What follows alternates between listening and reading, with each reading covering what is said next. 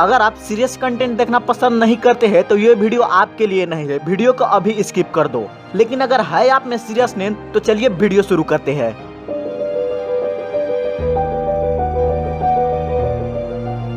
हम सभी जानते हैं कि सफलता कैसे मिलेगी, फिर भी इस दुनिया में कुछ गने चुने लोग ही सफल हो पाते हैं। और वो कुछ गने चुने लोग ऐसा क्या करते हैं जो बाकी दुनिया चूक जाती है। आज हम इसी टॉप सीक्रेट के बारे में बात करेंगे। पहला है इम्प्लीमेंटेशन। आई एम 100% श्योर कि ये आपका पहला मोटिवेशनल वीडियो नहीं होगा। इससे पहले भी आप बहुत सारे वीडियोस देखे होंगे, लेकिन आप अपने दिल पर हाथ रखकर कहो, अपने आप से सच होकर कहो कि आप कितने बातों को इम्प्लीमेंट किए हो। शायद एक या दो भी नहीं, और यही है आपका पहला गलती। आप दिन के कितने भी मोटिवेशनल वीडियोस देख लो, कितने भी ज्ञान की बातें सुन लो, कोई भी सेमिनार अटेंड कर लो, लेकिन अगर उसमें कहीं कहीं बातों के इम्प्लीमेंट नहीं करोगे तो सिर्फ उस वीडियोज के देख के और ज्ञान की बातें सुनकर आप अपना टाइम वेस्ट कर रहे हो। इसे एक एग्जांपल से क्लियर करता हूँ। मान लो आपने कुछ इमेजिन किया आविष्कार करने के लिए और नॉलेज भी गेन किया, लेकिन अगर आप एक्सपेरिमेंट नहीं करोगे तो कभी भी जो आउटकम है, यानी कि जो इन्वेंशन है, वो नहीं हो पाएगा। और यही बात मैं भी आपको समझाने की कोशिश कर रहा हूँ कि आप जो बातें हैं, आपके पास जो नॉलेज है, अगर उसे अपने प्रैक्टिकल लाइफ में इम्प्लीमेंट नहीं करोगे तो कुछ भी रिजल्ट नहीं आएगा। मैं ये भी नहीं कह रहा कि कुछ भी सुन लो और बस इम्प्लीमेंट करने लगो, ये आपकी हेल्थ और आपकी बहुत कुछ बर्बाद कर सकता है। कोई भी बात सुनो और अपने हिसाब से एनालाइज करोगी कौन कौन बातें आपकी लाइफ में रिलेट हो पा रही है और सच में प्रैक्टिकल है तो इम्प्लीमेंट करो।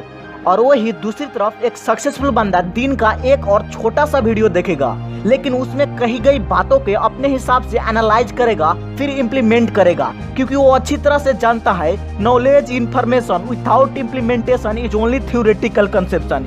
इसीलिए इम्प्लीमेंटेशन का पावर को समझो। और सच में आप उस कुछ गने चुने लोगों को लिस्ट में आना चाहते हो तो आज से इम्प्लीमेंट करना शुरू करो। दूसरा है पॉजिटिव एटीट्यूड। आप इसे विनर एटीट्यूड भी कह सकते हो। दोस्तों, मैं उसेन बोल्ट का इंटरव्यू देख रहा था, उसमें उन्होंने एक बात कही जो मुझे लगता है इस पॉइंट को अच्छी तरह से क्लियर कर देगा, और अगर आप इसे समझ गए तो ये आपकी लाइफ बदल देगा। दोस्तों, उसेन बोल्ट उस इंटरव्यू में कहा कि जब मैं शुरुआती दिन में रेस के लिए प्रैक्टिस करता था तो बहुत सारे लोग कहते थे कि बहुत सारे प्रोफेशनल रनर भी होंगे और बहुत सारे चैंपियन भी, लेकिन मैं प्रैक्टिस तो बहुत दम लगा के करता था और मेरे दिमाग में भी ये रहता था कि वहाँ पे बहुत सारे चैंपियन होंगे, लेकिन जब भी मैं रेस में जाता था तो मेरा माइंडसेट हमेशा जीतने का होता था, और अभी भी होता है। क्यों ना मेरे बगल में ही चैंपियन ही क्यों ना हो। दोस्तों, एक निगेटिव या अनसक्सेसफुल बंदा हमेशा कंपटीशन को देखकर अपना कॉन्फिडेंस कम करेगा। वही दूसरी तरफ एक पॉजिटिव बंदा उसे मोटिवेशन मानकर अपना हार्ड वर्क और ट्रेनिंग को और ज्यादा कठिन करेगा।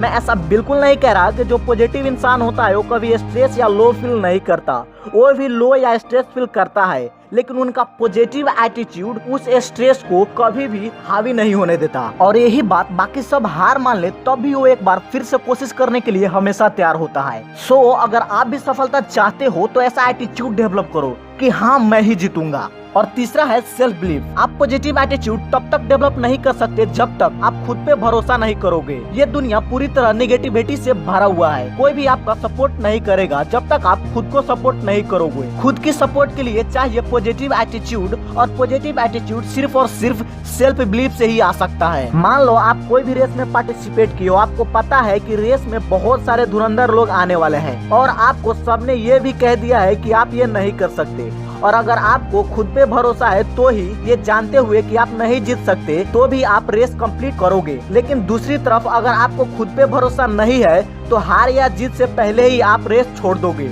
इस बार आप मन से हार गए हो, और मैदान में हारे इंसान तो फिर भी जीत सकता है, लेकिन मन से हारे इंसान कभी नहीं जीत सकता।